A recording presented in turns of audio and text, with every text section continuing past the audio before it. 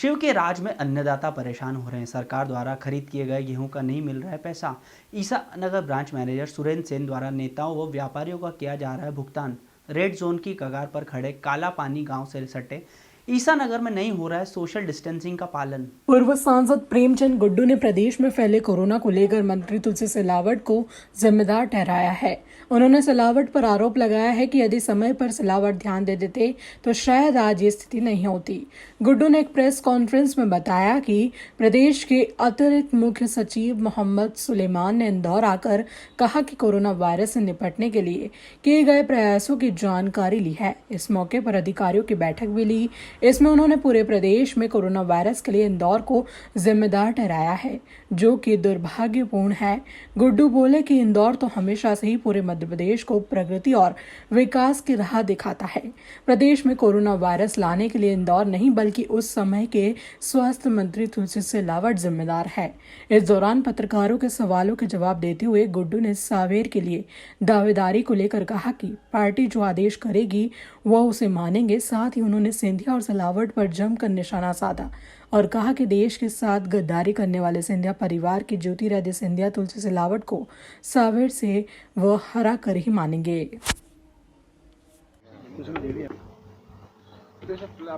बात रखते हैं जी, थोड़ी सी पहले आप आपकी बात रखते हैं। जैसा कि आप लोगों को मालूम है, कल स्वास्थ्य और कोरोना के लिए एडिशनल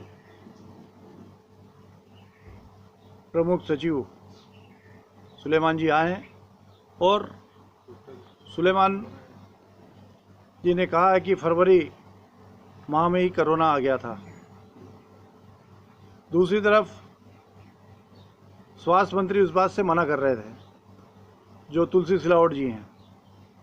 मेरा कहना है या तो सुलेमान गलत बोल रहे हैं या स्वास्थ्य मंत्री गलत बोल रहे हैं। आज सबसे बड़ा कारण कोरोना का जो हुआ है, स्वास्थ्य मंत्री रहते हुए तुलसी सिलावट ने ध्यान नहीं दिया और बेंगलोर की बड़ी होटलों में आराम फरमा रहे थे और सरकार गिराने का काम कर रहे थे। तो कोरोना का सबसे बड़ा जिम्मेदार मैं मानता हूं कि तुलसी सिलावट ही हैं और जिन्होंने अपने गैर जिम्मेदाराना रवैया से आज बारिश हुई है। किसानों को जो गेहूँ तोला जा रहा था, जहाँ हजारों ट्रालियाँ जगह जगह खड़ी हुई थी, वो ख़राब भी हुआ है, खरीदी नहीं की गई है और झूठा आश्वासन दिया गया था कि 5 दिन के लिए खरीदी। एक भी खरीदी सेंटर पे खरीदी नहीं हो रही है, किसान भटक रहा है। गए साल यही गेहूँ जो था 2200-2300 रुपये का बिका, लेकिन आज यहाँ खरीदी नहीं होने की वजह से समर्थन मूल्य पे भी गेहूँ उससे नीचे व्यापारियों को लाभ पहुँचाने का काम ये लोग कर रहे हैं। मैं इसकी कड़ी निंदा करता हूँ और मध्य प्रदेश के मुख्यमंत्री से ये कहना चाहता हूँ कि तुरंत किसानों पे ध्यान दें और इनकी खरीदी केंद्रों को तुरंत चालू करवाएं। जो 5 तारीख तक अफवाह ने बोला कि 5 तारीख, लेकिन एक भी सेंटर पे खरीदी नहीं की गई और जितना नुकसान हुआ है किसानों का, 5-5, 7-7 दिन से ट्रालियाँ जो खड़ी थी उसमें जो नुकसान हुआ उसके नुकसान की भरपाई शिवराज सिंह चौहान और तुलसी सिलावट को यहाँ करना चाहिए। चूँकि प्रभारी मंत्री भी हैं इंदौर संभाग के, तो तत्काल इस बात पे ध्यान देना चाहिए। जब तुलसी सिलावट जी ने नहीं किया था मुझे, जैसा कि मैं हमेशा कहा है कि सिंधिया जी के परिवार के द्वारा प्रतिनिधित्व किया गया था, परेशान किया गया था, उसी के दौरान हम लोगों का ये सब स्थिति बनी। आज हमने कोई सरकार की लालच में, सरकार मध्य प्रदेश में कांग्रेस की नहीं है, बीजेपी की सरकार है, सरकार कोई किसी लालच में नहीं आया हूँ मैं। मेरे को तो सेवा भाव से आया हूँ। जब गया था मुझे प्रतिनिधित्व किया गया था, इस वजह से गया था। पर बीजेपी कह रही है कि आप कांग्रेस से बीजेपी को आरोप लगाने के लिए वो लगा रहे हैं और सवाल बीजेपी कांग्रेस, यहाँ तो हमको तुलसी सिलावट और ज्योतिराव सिंधिया को सबक सिखाना है। जिस तरीके से आज बेरोजगारी का भत्ता मिलना था, जो जून से 5000 रुपये शुरू करने वाली थी कांग्रेस, पूरी स्थिति आपके सामने है कि जिस तरीके से सिलावट जी ने अपना चूँकि उनके पास तो खुद ही कैबिनेट मंत्री थे, मुख्यमंत्री जी को जितने निर्देश जारी करने थे वो किए, कमेटी बनाई, लेकिन नीचे क्रियान्वयन करने के लिए अब जिस तरीके सैनिटाइजिंग मशीन के साथ में वो फोटो उतरा रहे हैं और वो कर रहे हैं, ये मध्य प्रदेश के मंत्री का काम था क्या? जब कैबिनेट मंत्री हैं वो, तो पूरे मध्य प्रदेश को उनको देखना चाहिए। लेकिन अपनी वाहवाही के लिए वहाँ पे जिस तरीके से सैनिटाइजिंग मशीन के साथ फोटो उतरवाया है, तो उनका लापरवाही, गैर जिम्मेदाराना रवैया उसके लिए जिम्मेदार है। पूरी डेथ हो गई है, लगातार मरीजों की संख्या बढ़ रही है। आपने आरोप लगाया कि तुलसी सिलावट इसके लिए जिम्मेदार है। जी हाँ, तुलसी सिलावट ही जिम्मेदार है। तुलसी सिलावट ने ही स्वास्थ्य मंत्री रहते हुए ध्यान नहीं दिया। कल और मेरी बात की पुष्टि इनकी सरकार के जो प्रमुख सचिव हैं, APS हैं, सुलेमान जी, उनने मेरी बात की पुष्टि की है कि ये फरवरी में ही कोरोना आ चुका था और उस टाइम पे तुलसी सिलावट बेंगलोर में थे। बाकी सरकार क्या कर रही थी सर? कि तुलसी सिलावट ही जिम्मेदार क्यों? बिल्कुल, चूंकि स्वास्थ्य मंत्री थे, कैबिनेट मंत्री थे, स्वास्थ्य मंत्री थे, तो उनकी जिम्मेदारी थी, उनको करना चाहिए था। और ये सब चीज़ें राज्य की हमारी सरकार, कमलनाथ जी की सरकार ने हमेशा उसको बाकायदा समय पे सब चीज़ों से चेताया। क्या चुनावी मुद्दा भी बनाएंगे आप इसको? बिल्कुल चुनावी मुद्दा बनेगा।